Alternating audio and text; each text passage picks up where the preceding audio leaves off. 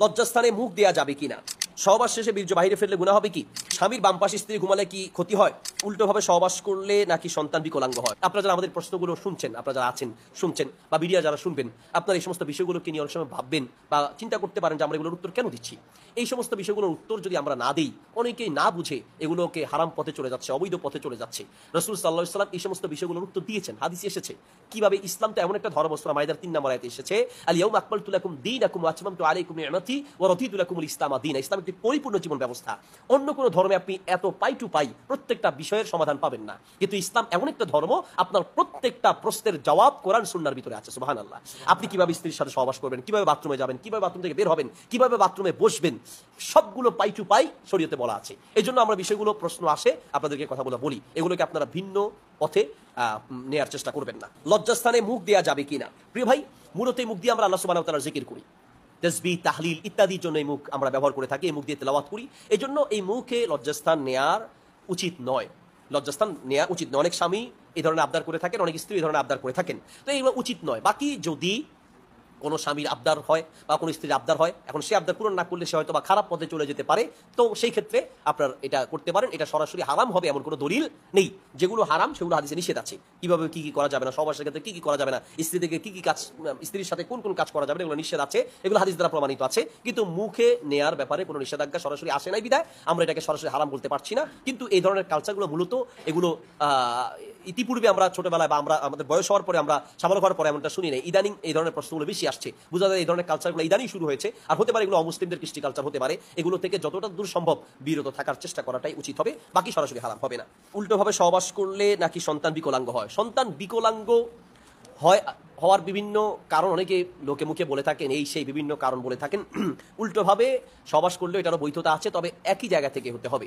অর্থাৎ সহবাসের জন্য সামনের রাস্তায় ব্যবহার করতে হবে, কোনো মতেই পায়খানার রাস্তা ব্যবহার করা যাবে না। সেটা আপনি সামনে পিছনে যেভাবে হোক, শুধুমাত্র প্রস্রাবের রাস্তা বা সামনের রাস্তায় ব্যবহার করতে হবে। সামনের রাস্তা ব্যবহার করে সহবাস করার বৈধতা আছে, পিছনের রাস্তা দিয়ে ব্যবহার করার বৈধতা নেই। সেটা আপনি আপনার স্ত্রী হারসুল্লাকুম, আল্লাহ সুবহানাহু ওয়া তাআলা বলেছেন, এটা তোমার জন্য একটি চাষ, অর্থাৎ তুমি যেভাবে চাও তার সাথে সহবাস করতে পারো, তবে কোনো হারাম পন্থায় নয়। পায়খানার রাস্তা ব্যবহার করা যাবে না, হায়েজ নেফাজ অবস্থায় সহবাস করা যাবে না। আর এছাড়া আপনি আপনার মনের চাহিদা মতো আপনি সহবাস করতে পারেন, হারাম পন্থা বাদ দিয়ে, কোনো সমস্যা নেই। এরপরে প্রশ্ন, স্বামীর বাম পাশে স্ত্রী ঘুমালে কি ক্ষতি হয়? অনেকে মনে করে থাকেন যে স্বামীর বাম পাশে স্ত্রী শোয়া যাবে না, ডান পাশে শুইতে হবে, স্ত্রী স্বামীর ডান পাশে থাকতে হবে, স্বামী স্ত্রীর বাম পাশে থাকতে হবে, ইত্যাদি অনেকগুলো কথা আমাদের সমাজে আছে। আপনি স্ত্রীকে চাইলে ডানে রাখেন, বামে রাখেন, যেদিকে ইচ্ছে সেদিকে রাখতে পারেন। স্ত্রী ডানে বামে বা যে কোনো পাশেই থাকতে পারে, স্ত্রীর জন্য কোনো একটা পাশ নির্ধারিত নয়। এরপর প্রশ্ন হচ্ছে, সহবাস শেষে বীর্য বাহিরে ফেললে গুনাহ হবে কি? বীর্য বাহিরে ফেলা, এটাকে ফিকের ভাষায় আজল বলা হয়। যদি কেউ সন্তান নিতে না চায়, তাহলে স্ত্রীর গর্ভে বা যৌনাঙ্গে বীর্য না ফেলে সে চাইলে বাহিরে ফেলতে পারবে, যদি বাচ্চা নিতে না চায়। তবে বাচ্চা কেন আপনি নেবেন না সেই বিষয়টা আপনাকে ভেবে দেখতে হবে। অনেক সময় বাচ্চা হলে আমি কি খাওয়াবো, বাচ্চাকে আমি কিভাবে লালন পালন করবো, ওরে খাওয়াবো কি, আমার রুজি রোজগার নেই, এই নিয়তে বাচ্চা নেওয়ার পথ বন্ধ করা যাবে না। আল্লাহ সুবহানাহু ওয়া তাআলা বলেছেন, সূরা হুদের 6 নম্বর আয়াতে এসেছে, ওয়া মা মিন দাব্বাতিন ফিল আরদ ইল্লা আলাল্লাহি রিজকুহা। আল্লাহ সুবহানাহু ওয়া তাআলা বলছেন যে পৃথিবীর প্রত্যেকটা প্রাণীকে রিজিক দেওয়ার দায়িত্ব শুধুমাত্র একজনের, তিনি কে? আল্লাহ। আল্লাহর হাতেই শুধুমাত্র রিজিক দেওয়ার দায়িত্ব।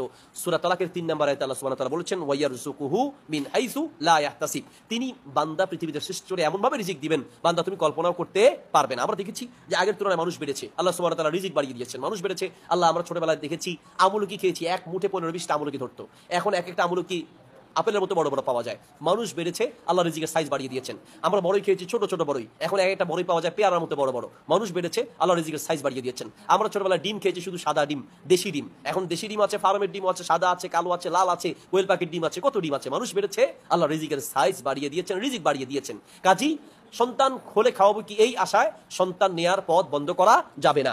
বাকি সন্তান নিতে গেলে সন্তান অসুস্থ হয়ে যেতে পারে, তার সমস্যা হতে পারে, অথবা স্ত্রীর কোনো সমস্যা হতে পারে, অসুস্থ হয়ে যেতে পারে, মারা যেতে পারে। এইরকম যদি মনে করেন, তাহলে সাময়িকের জন্য সন্তান না নেয়ার বৈধতা আছে।